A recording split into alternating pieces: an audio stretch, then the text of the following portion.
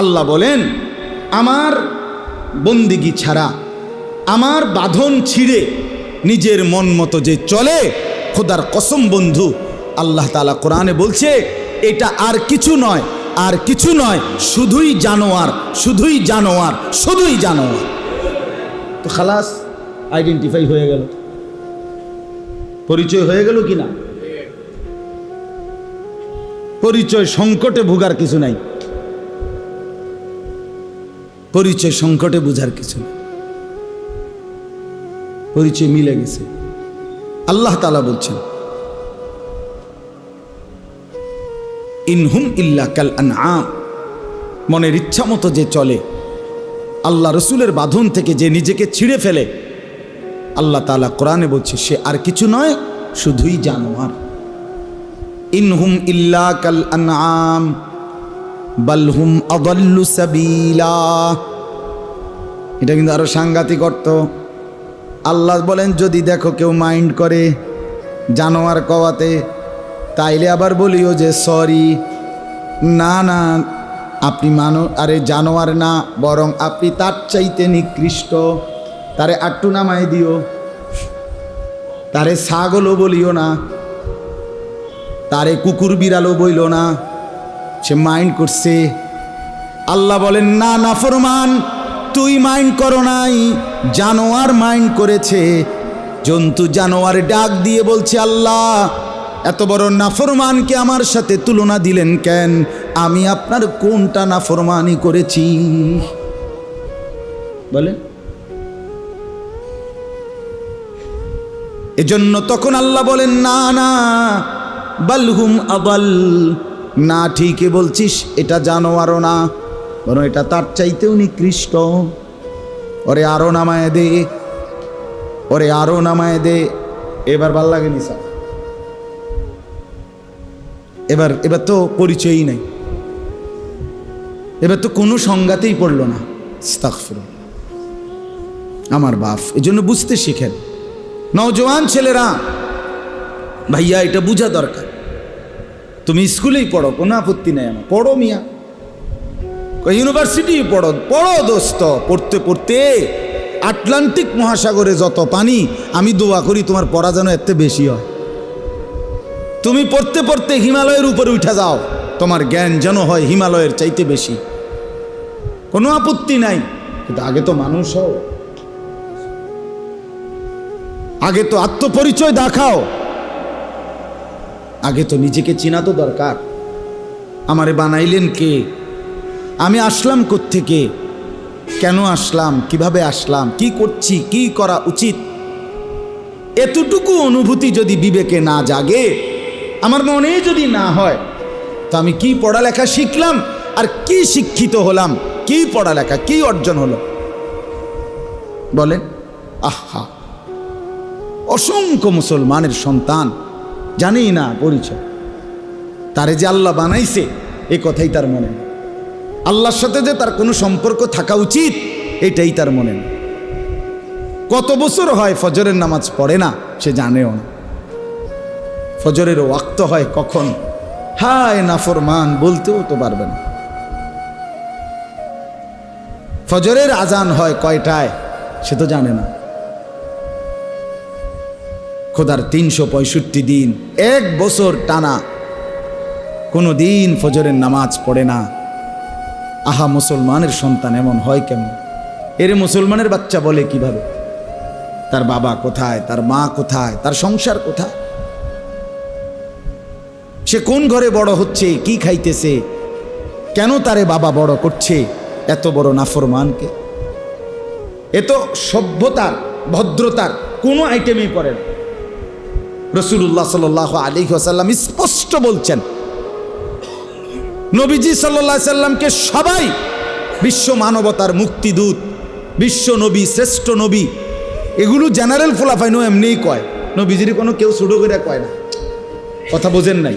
তিনি বিশ্ব নবী, তিনি শ্রেষ্ঠ নবী, তিনি সবচেয়ে সুন্দর, তিনি সর্বাধিক সুন্দর আদর্শের অধিকারী, তার কথাই শ্রেষ্ঠ, তার সব কিছু, এটা সবাই মানে। অতএব তিনি বলছেন, রাসূলুল্লাহ সাল্লাল্লাহু আলাইহি ওয়াসাল্লাম বলছেন, ফজরের নামাজ যে পড়ে না সে খবিস খবিস খবিস।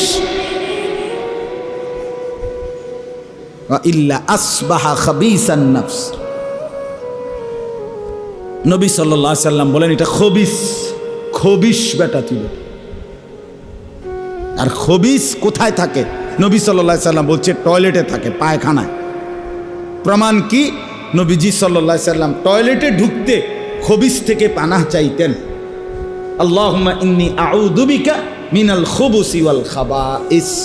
আল্লাহ খবিস থেকে পানাহ চাই, এটার ভিতরে খবিস আছে। খবিসের গন্তব্য কোথায়? বাথরুমে। নবী সাল্লাল্লাহু আলাইহি সাল্লাম বলেন ফজরের নামাজ যে পড়েন, আমি একটা নামাজ শুধু বললাম, 5 ওয়াক্তই এমন। নবী সাল্লাল্লাহু আলাইহি ওয়াসাল্লাম বলেন ফজরের নামাজ যে পড়ে না, যাকা রাজুলুন বালা শাইতানু ফি উযুনাইহি, এটা এমন লোক শয়তান যার 2 কানে মুত্তা দিছে। সরাসরি হাদিস, বালা শাইতানু ফি উযুনাইহি, তার 2 কানে শয়তান মুত্তা দিছে, সে পেশাব করে দিছে। শয়তান যেহেতু সেই আদম আলাইহিস সালামের জমানার থেকে শয়তান, তো বড় সড়ো শয়তান, তো পেশাবও তো অনেক বেশি হইব নিশ্চয়, তার কোনো শুধু খোলান না। কি মুতাটা মুতছে তার শরীরের ভিতরে, শয়তান তো আর ছুডু খাডু না। শয়তান তো পেশাব করে তোর পুরা গাও ভাসায় এলেছে বেটা। নাউযুবিল্লাহ। নবী সাল্লাল্লাহু আলাইহি সাল্লাম বলেন মান সাল্লাল ফজরা ফাহুয়া ফি জিম্মাতিল্লাহ, যে ফজরের নামাজ পড়লো সে আল্লাহ তাআলার জিম্মায় ঢুকে গেল, আল্লাহ তাকে নিজের করে নিল। আল্লাহ বলেন বান্দা এই ভোরে সেজদা করলা, ঠিক আছে, বাকি সারাটা দিন তোমার আমি দেব, আমি দেব, আমি দেব।